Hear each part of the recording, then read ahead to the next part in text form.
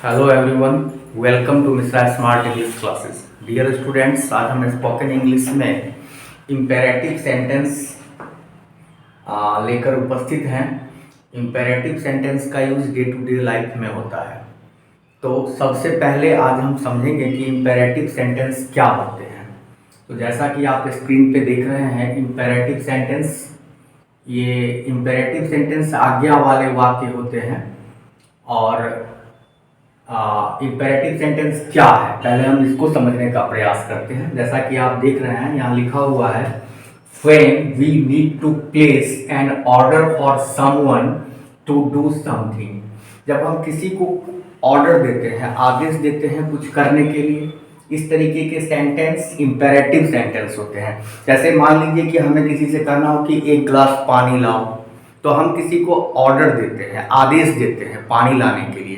तो इस तरीके के सेंटेंस इम्पेरेटिव सेंटेंस कहलाते हैं और इसका हम स्पोकन इंग्लिश में डे टू डे लाइफ में यूज भी करते हैं। When we need to place an order for someone to do something, to command someone, किसी को कमांड करते हैं। to request someone, किसी से हम रिक्वेस्ट करते हैं, प्रार्थना करते हैं किसी काम के लिए, for something, और to make suggestion and advice, we use imperative sentence। किसी को सजेशन देने के लिए, किसी को कमांड करने के लिए, किसी को एडवाइस देने के लिए हम इम्पेरेटिव सेंटेंस का यूज करते हैं। और स्पोकन इंग्लिश में, रिटन इंग्लिश में भी इसका बहुत ज़्यादा इंपॉर्टेंस है। तो आज हम लोग इम्पेरेटिव सेंटेंस को समझने का प्रयास करेंगे। इस तरीके से आप समझ पा रहे होंगे कि इम्पेरेटिव सेंटेंस का यूज हम करते हैं किसी को कोई काम करने के लिए, जब हम आज्ञा देते हैं, आदेश देते हैं, जब हम किसी को सजेशन देते हैं, एडवाइस देते हैं, कमांड करते हैं, तो हम इम्पेरेटिव सेंटेंस का यूज करते हैं।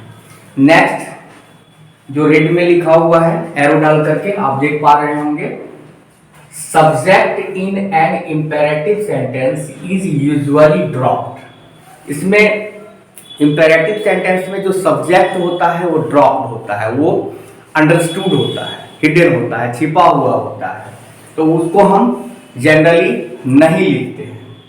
नेक्स्ट है to form negative imperative sentence we add do not या don't before the main verb. जब नेगेटिव इम्पेरेटिव सेंटेंस हम बोलते हैं या लिखते हैं तो डू नॉट या डोंट का यूज करते हैं मेन वर्ब से पहले। ये आपको दो बातें याद रखना है।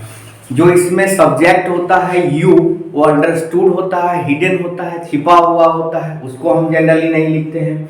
और जब हम नेगेटिव इम्पेरेटिव सेंटेंस बोलते हैं तो वहां हम डोंट या डू नॉट का यूज करते हैं मेन वर्ब से पहले।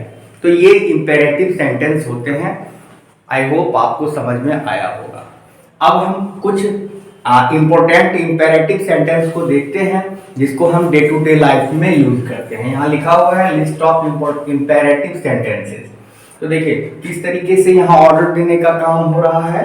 वहां जाओ, किसी को हमने ऑर्डर दिया कि वहां जाओ, तो go there, go there main verb है गो, V1 यहाँ V1 है, मेन वर्ब का फर्स्ट फॉर्म है यहाँ, तो ये गो देयर वहां जाओ।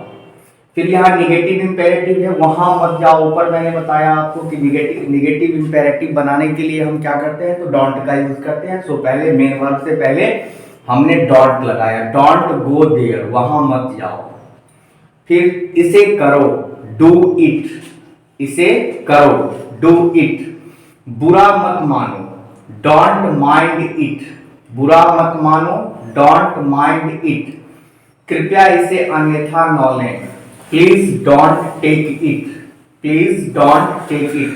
कृपया का अगर यूज है तो हम सबसे पहले सेंटेंस में प्लीज का यूज करेंगे, फिर कॉमा लगाएंगे, फिर इसके बाद में हम लिखेंगे डोंट टेक इट। आगे है चलते जाइए, keep going, keep going. Keep के साथ में, कीप के साथ में मेन वर्ब का फोर्थ फॉर्म हम यूज करते हैं। चलते जाइए, कीप गोइंग। हंसते रहो, कीप स्माइलिंग। इस तरीके से हम बहुत सारे सेंटेंस को फ्रेम कर सकते हैं। जैसे पढ़ते रहो, कीप रीडिंग। तो इस तरीके से कीप के साथ में मेन वर्ब का फोर्थ फॉर्म हम यूज करते हैं। अभ्यास जारी रखो, go on practising, go on practising, इसे रटिए मत, निगेटिव इंपेरेटिव है। Don't learn it by rote, don't learn it by rote. जेब कतरों से सावधान, beware of pickpockets. So dear students, spoken English में इंपेरेटिव सेंटेंस का बहुत ज़्यादा यूज होता है। डे टू डे लाइफ में हम इसको यूज करते हैं, बोलते हैं। तो आपको सबसे पहले इसकी प्रैक्टिस करनी होगी। आप इसको अच्छी तरीके से प्रैक्टिस करें और डे टू डे लाइफ में बोलें। इसके नेक्स्ट पार्ट में हम इसके सभी स्ट्रक्चर लेकर आपके सामने उपस्थित होंगे। तब तक के लिए आई होप आपको समझ में आया होगा। अगर आपको ये वीडियो इंफॉर्मेटिव लगे, अच्छा लगे तो लाइक करें, शेयर करें, कमेंट करें, सब्सक्राइब करें मेरे चैनल को। इस तरीके के स्पोकन इंग्लिश से रिलेटेड और ग्रामर के इम्पोर्टेंट टॉपिक्स लेकर हम आपके सामने उपस्थित होंगे। Thank you.